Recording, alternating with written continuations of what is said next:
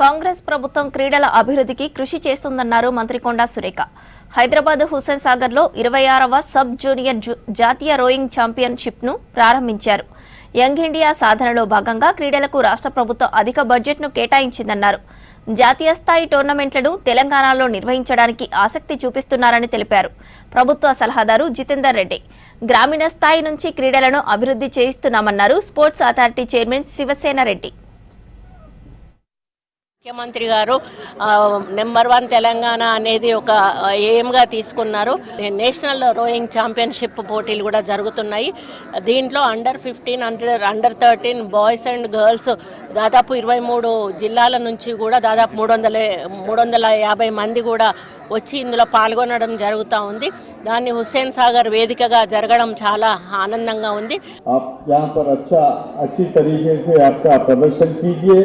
और हमारे साथ रहिए। और मैं सबसे पहले हमारे वीसीएमडी मैडम को जो है धन्यवाद करता हूं कि उन्होंने she has put her all her efforts in the last 4 to 5 days and she has convinced that the super sub junior championship should be done by the government.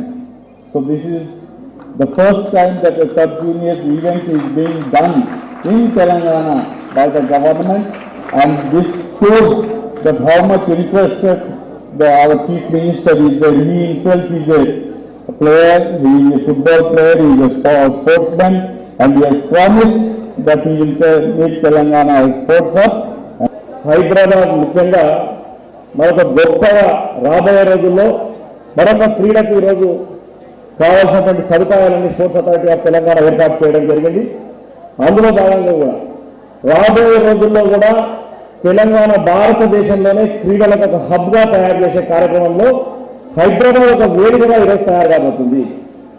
ప్రపంచంలోనే భారతదేశం నెంబర్ 1 స్థాయిలో అంటే భారతదేశంలో తెలంగాణ నెంబర్ 1 స్థాయిలో తీర్చిదిద్దే విధంగా ఈరోజు స్పోర్ట్స్ అథారిటీ ఆఫ్ తెలంగాణ ముందుకు తీసుకుపోతుంది.